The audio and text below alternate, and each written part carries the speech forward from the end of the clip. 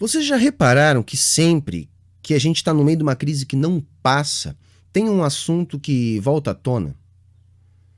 Por exemplo, o mundo capitalista, desde a década de 70, vem atravessando crises cada vez mais recorrentes e cada vez mais intensas. Covid-19 parece que acendeu um alerta definitivo nas grandes potências capitalistas, no sentido que eles precisam fazer alguma coisa para salvar o mundo.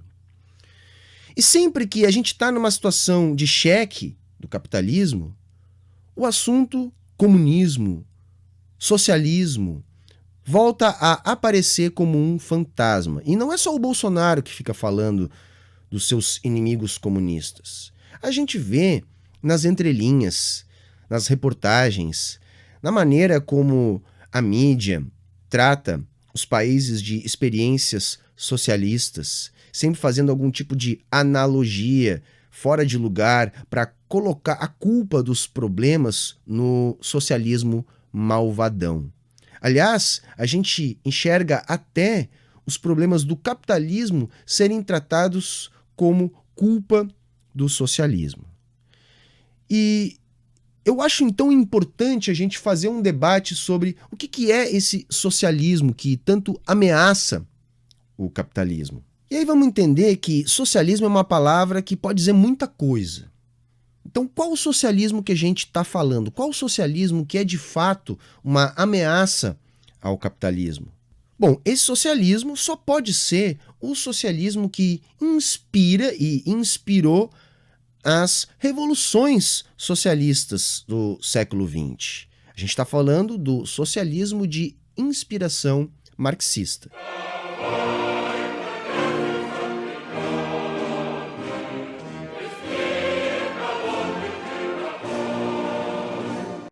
Sim, o socialismo que inspirou a Revolução Russa, inspirou a Revolução Chinesa. Esse socialismo aí que você pode já ter ouvido como malvadão, que matou milhões de pessoas, que nunca deu certo e etc. Então esse vídeo é para fazer uma discussão sobre isso, sobre o que é esse socialismo e sobre esse nunca deu certo aí, vai. Bom, vamos começar entendendo o capitalismo, porque a ideia socialista marxista sai de um estudo do capitalismo. Então, se você caiu de paraquedas aqui, vale lembrar, Marx e Engels têm como principal obra O Capital, Crítica da Economia Política. Um texto muito denso, onde eles fazem uma profunda análise do capitalismo. Marx e Engels eram materialistas e, portanto, não poderiam escrever sobre um comunismo que não existe. Eles até falam, em alguns momentos, sobre socialismo, sobre comunismo, mas o principal objetivo da obra deles foi compreender o capitalismo. Eles desenvolvem uma forma, uma metodologia para compreender o capitalismo em sua totalidade.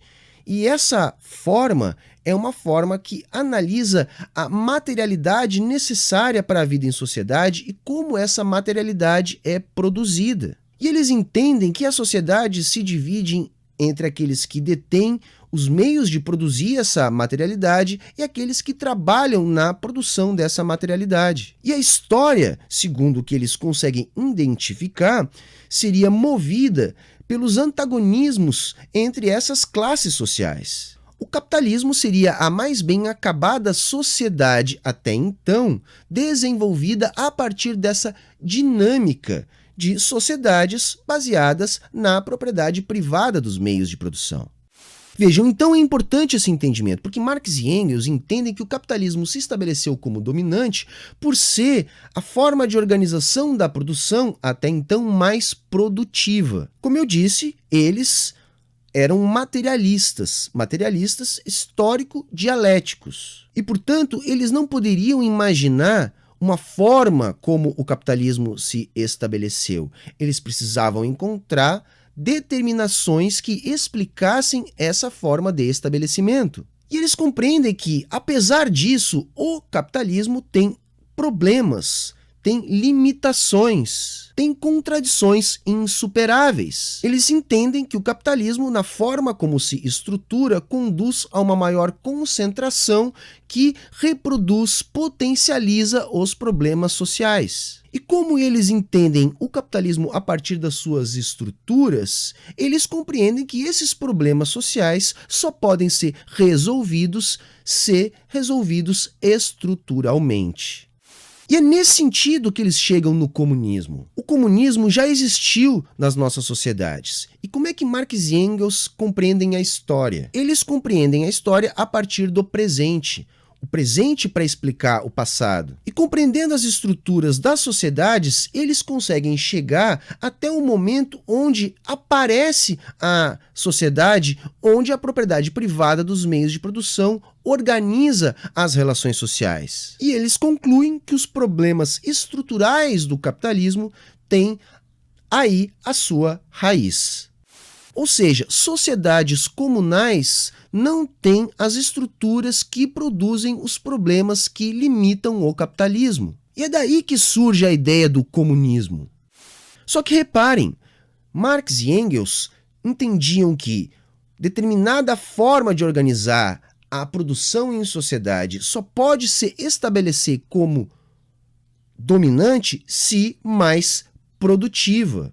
Então não seria o imperativo moral do entendimento do comunismo que levaria à superação do capitalismo. Seria necessário que os comunistas conseguissem gestar uma forma do seu modo de produção ser mais produtivo e, portanto, dominante em relação ao capitalismo. Só que aí tem uma questão. O poder político deriva do poder material. Veja, gente, poder não é algo em abstrato, não é uma questão de culto. Poder deriva da capacidade de grupos sociais ficarem com fatia da produção social. Controlar a produção social significa controlar a vida em sociedade. Portanto, o poder deriva do poder material. O que eu quero dizer com isso? Que a organização das relações de produção baseadas na propriedade privada faz dos indivíduos proprietários mais poderosos. E a expressão desse poder é a organização das relações políticas na sociedade. Ou seja, a organização da produção baseada na propriedade privada dos meios de produção produz uma política específica, uma política administrada por indivíduos da classe dominante, ou seja, da classe proprietária.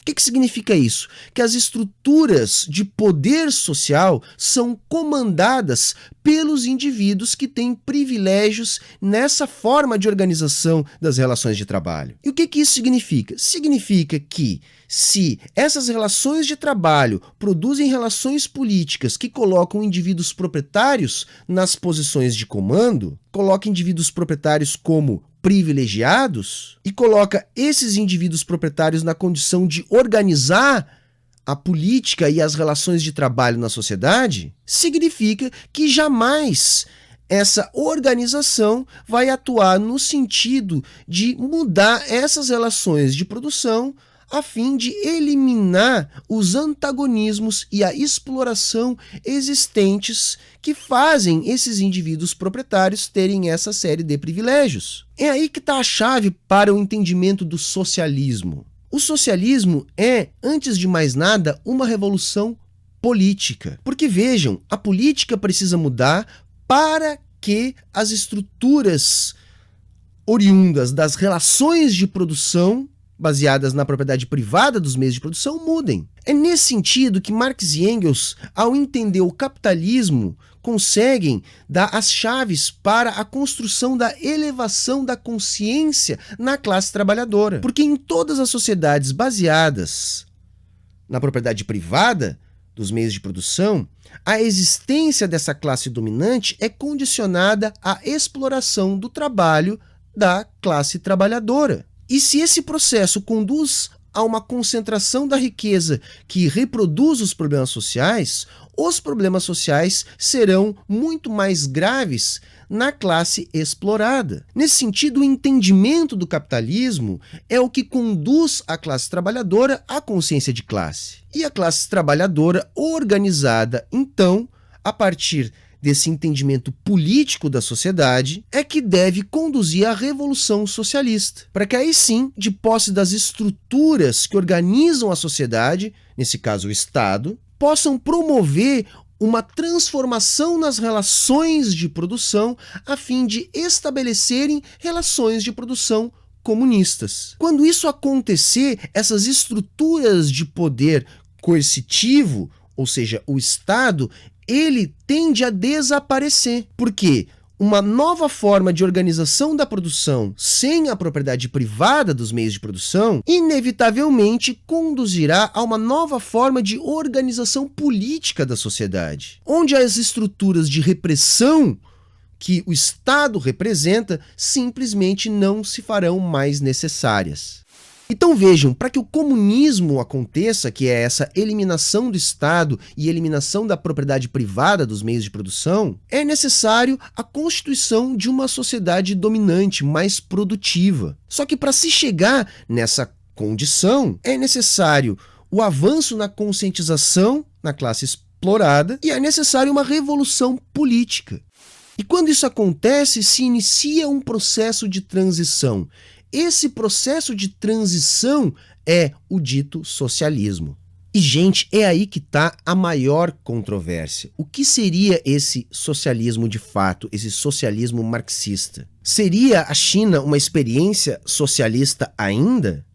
Nesse sentido, gente, os críticos daqueles que defendem que a China ainda é uma experiência socialista se apegam em dois grandes conjuntos de argumentos, vai. Um deles está relacionado às relações de produção capitalistas existentes na China. Eles vão olhar para as relações de produção na China, eles vão olhar para a existência de propriedade privada dos meios de produção na China, eles vão olhar para a exploração da força de trabalho na China e vão dizer, olha, isso não tem diferença nenhuma de um país capitalista, portanto, não é socialismo. Neste ponto, eu quero aqui fazer uma provocação. Quais seriam as relações de produção socialistas? No meu entendimento, Marx e Engels não falam em relações de produção socialistas em nenhum lugar. Eles estudam profundamente as relações de produção do capitalismo e conseguem imaginar a partir daí quais seriam as bases necessárias para a construção de relações de produção comunistas. Então, no meu entendimento, a gente tem relações de produção capitalistas ou relações de produção comunistas. O socialismo seria um momento onde as relações de produção capitalistas começariam a ser transformadas em relações de produção comunistas. As relações de produção capitalistas têm propriedade privada, produção de mais valor, exploração. As relações de produção comunistas têm propriedade comunal, não existe exploração da força de trabalho. A todos segundo suas capacidades, segundo o seu trabalho. Pois bem, aí me parece lógico que é impossível saltarmos de relações capitalistas para relações comunistas quando a revolução acontece. Por isso é necessário uma etapa de transição. Mas vejam, etapa não é uma palavra muito feliz quando a gente vai fazer essa discussão. Porque os críticos do eventual socialismo chinês também acusam a China de etapismo, no sentido que primeiro existiria uma etapa ainda capitalista para depois haver uma etapa realmente socialista. Como se fosse necessário preparar a sociedade para o socialismo para depois o comunismo. Eu não gosto dessa perspectiva, porque na realidade eu entendo o socialismo como um todo, como uma transformação. E se somos materialistas, não podemos imaginar de onde partir, senão das relações capitalistas de produção. Então não seria uma questão de haver aí uma etapa. A etapa em si é o socialismo. E o que a configura é ser uma transição permanente. Então qual é a questão central? A questão central é que deve primeiro existir uma revolução socialista, ou seja, os trabalhadores têm que conquistar a consciência de classe e o poder, e a partir daí as relações de produção capitalistas precisam ser subvertidas a fim de proporcionar o desenvolvimento das bases para o aparecimento de relações comunistas de produção. Marx e Engels não estabelecem quanto tempo isso vai demorar. Isso pode demorar 50 anos, 100 anos, 200 anos, desde que esse projeto seja tocado verdadeiramente pela classe trabalhadora e desde que as relações capitalistas de produção estejam sim sendo subvertidas a fim de criar as bases para as relações comunistas de produção. Nesse sentido, a existência de relações capitalistas de produção na China não significam nada para que a gente possa dizer se a China é socialista ou não. É importante a gente saber se o Partido Comunista Chinês que toca o Estado na China ainda representa os interesses da classe trabalhadora. Isso sim é fundamental. E é fundamental também saber se as relações capitalistas de produção na China estão sendo subvertidas a fim de proporcionar o aparecimento de relações comunistas de produção. E vejam, isso tudo pode sim estar acontecendo. O capitalismo chinês é rigorosamente sui generis. E eu não estou falando de tamanho do Estado, porque se fosse só tamanho do Estado, os nórdicos, a Austrália, né, que tem crescimento de muitos anos, que tem uma seguridade social bastante ampla, um Estado bastante presente, também seriam experiências socialistas. Não, não é só isso. Não é apenas diminuir a desigualdade social. A gente sabe que o capitalismo diminui a desigualdade social na sua centralidade. Isso também é utilizado como forma de sustentação da ideologia. Só que o custo disso é a brutal desigualdade crescente na sua periferia. Então sim, tem que haver redução da desigualdade. Então sim, tem que haver crescimento. Mas não só isso. Tem que haver, primeiro, a condução feita politicamente pela classe trabalhadora, e isso tem que vir de uma revolução, como a gente teve na China, e essa condução da economia capitalista tem que estar preparando as bases para a transformação dessa economia numa economia comunista. A gente só está vendo isso acontecer na China, e talvez agora outros países já estejam imitando, mas países que também passaram lá pelo seu processo revolucionário, como no caso o Vietnã. Então vejam, o capitalismo chinês é sim muito peculiar, mais peculiar que os capitalismos de bem-estar social, da centralidade do sistema. A forma como a propriedade privada da terra é tratada, a forma como a China executa o seu controle de capitais, a forma como a China salva, inclusive, as suas empresas e continua utilizando estas empresas no sentido de bater em metas de crescimento e desigualdade cada vez menor. A China parece sim estar desenvolvendo um projeto de longuíssimo prazo e vem sim batendo as suas metas, como a meta de exterminar a pobreza extrema. E a provocação que eu faço é, quem é que diz que essa forma que a China está desenvolvendo a sua economia não é uma forma de subverter o capitalismo a fim de criar as bases para uma sociedade comunista? Eu não estou aqui afirmando nem que sim, nem que não. Eu estou apenas provocando uma discussão. Porque vejam, uma das questões fundamentais para que o comunismo se estabeleça, como eu disse antes, é ser mais produtivo, é ser dominante. As outras formas de tentar uma transição socialista, nos moldes lá das experiências do século XX, falharam nesse sentido. Não conseguiram enfrentar a concorrência capitalista que produzia índices cada vez maiores de produtividade. E aí eu vou explicar o segundo ponto que eu vejo uma grande confusão nos críticos do modelo chinês. A relação da China com a moeda na economia capitalista do século XXI.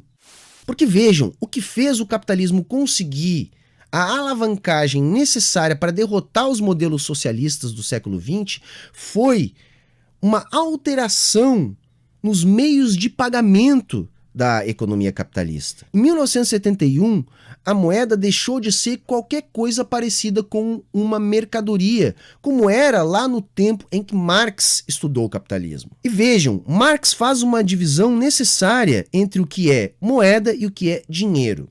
Ele começa lá o Capital falando da mercadoria, para depois logo falar do dinheiro, porque ele quer falar do valor. Então é muito importante para os marxistas que aquilo que Marx falou a respeito do dinheiro seja verdade. Porque se Marx estiver errado a respeito do dinheiro, ele está errado a respeito do valor, do mais-valor, e, portanto, a sua crítica ao capitalismo está infundada. Então, quando os marxistas olham para a moeda no século XXI, essa moeda que não tem mais nada de mercadoria, eles não conseguem se desprender dessa máxima. E é aí que eu vejo um grande problema. Porque não há nada errado em relação ao que Marx descobriu a respeito do dinheiro. Só que houve uma mudança em relação ao que é moeda. E mesmo Marx já fazia essa diferenciação. E Marx já entendia que a moeda vinha do Estado. A questão é que havia um lastro em algo que era uma mercadoria. Mesmo que na época de Marx já estivesse muito difuso, porque essa alavancagem já estava em franco desenvolvimento. A questão é que, para que essa alavancagem continuasse acontecendo, foi necessário se desvincular a moeda da mercadoria, do seu lastro em ouro ou prata, como era lá na época de Marx. E isso muitos marxistas não conseguem entender, porque hoje o Estado cria meios de pagamento a seu bel prazer, sem vincular a nada. E boa parte, sim, dessa moeda criada pelo Estado se transforma lá em capital fictício, como Marx nos explicou. Estimula bolhas e crises, como Marx nos explicou. Só que nem toda moeda vira isso, porque parte dela entra no ciclo produtivo e se transforma, assim, em dinheiro, em capital. O que a China está fazendo é utilizar essas ferramentas para conseguir também desenvolver as suas forças produtivas. A China não conseguiria esse grau de produtividade se não manipulasse muito bem a sua moeda nesse jogo. Ah, Humberto, mas isso é ser capitalista. Não, gente, isso são relações capitalistas de produção. O único lugar possível de onde podem nascer as relações comunistas de produção. Portanto, utilizar essas ferramentas não tem contradição nenhuma com estar desenvolvendo um ambiente que seja um ambiente propício para o aparecimento do comunismo. Até porque, se vocês estão entendendo, é necessário se transformar em dominante, em mais produtivo, porque só assim teremos as bases para uma nova economia que se transforme em economia global dominante. Então, por isso que eu acho estranho quando marxistas repetem a crítica dos liberais. A China vai quebrar, a China está produzindo capital fictício. Se fosse assim, todos os países quebrariam, porque todos fazem isso, porque essas são as atuais relações capitalistas de produção. Mas se fosse simplesmente esperar o capitalismo quebrar, nós não precisaríamos de revolução. É fato, sim, que a economia capitalista está num processo de crise desde os anos 70, mas ela não vai cair sozinha. Ela se recicla, ela aumenta a concentração, ela brutaliza, mas ela continua. É mais fácil acabar as condições de vida no planeta do que o capitalismo sem uma revolução. Então essa dinâmica de dívida que a China também utiliza é a dinâmica das relações capitalistas de produção. Relações estas que são as únicas relações possíveis de onde que se pode nascer um conjunto capaz de propiciar o estabelecimento de relações comunistas de produção. Somos materialistas, ora. E nesse sentido, a China tem uma enorme dívida em moeda própria, tem uma grande capacidade de pagamento, continua sendo o pulmão do mundo capitalista. É uma economia que não pode ser embargada. Por isso que a grande questão é, a China é tocada por um partido que representa a classe trabalhadora? E para encerrar o vídeo, que já ficou bem longo, essa resposta ela não pode ser dada, no meu entendimento, no momento. Porque, a princípio, sim, as bases do Partido Comunista permitem isso. Só que eu acredito que esse debate também deve existir. A sociedade chinesa, como qualquer outra que vive, sobretudo, nas relações capitalistas de produção, carrega consigo todos os antagonismos, todas as disputas políticas, as infiltrações. Ou seja, esse debate, com certeza, é permanente dentro do Partido Comunista Chinês. E cabe, na minha interpretação, aos marxistas de todo o mundo ajudarem a travar esse debate, sempre fazendo com que a consciência seja elevada. A consciência a respeito das características do capitalismo do século XXI, do que é de fato o socialismo, de como de fato chegar ao comunismo, porque esses espantalhos e simplificações de dizer que o socialismo falhou, que o socialismo gera fome, tudo isso é mentira, é propaganda imperialista, propaganda anticomunista, que sempre que o capitalismo fica com a crise mais evidente, entra de novo na pauta. O comunismo não falhou porque nunca foi tentado. O socialismo deu certo em alguns pontos e errado em outros. Mas ele continua vivo. E se a China pode ser uma experiência socialista, é uma experiência que até o momento vem dando certo. Vem reduzindo desigualdade, vem reduzindo pobreza. E mesmo nas experiências que as pessoas dizem que deu errado, tivemos muitos avanços. Inclusive no sentido de pautar os direitos sociais na centralidade do capitalismo. No sentido de servir como experiência para que a gente não repita os erros nas experiências socialistas do século XXI. E esse papo de fome, então, por favor, né? Isso é uma caricatura. Nenhum modo de produção produz tanto alimento e fome ao mesmo tempo quanto o capitalismo. Quando alguém vem com essa caricatura para cima de mim, eu sempre respondo com outra. Ora, se o comunismo matou milhões de fome, eu vou dizer, esses milhões de fome morrem por ano, todos os anos, no mundo capitalista.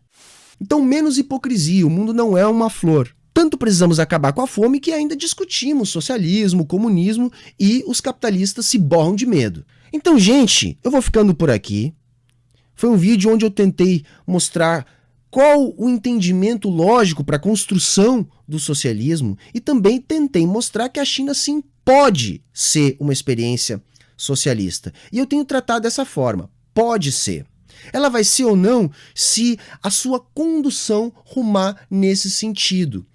E os antagonismos e as disputas e a luta de classes continua acontecendo na China, como em qualquer lugar onde exista Estado e qualquer lugar onde exista relações capitalistas de produção. A questão é estar do lado dos socialistas nessa luta. A questão é estar tentando elevar a consciência da classe trabalhadora, porque as relações capitalistas de produção por si só não dizem nada.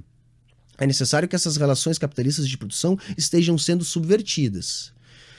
A existência de mais valor, de exploração, também não diz nada.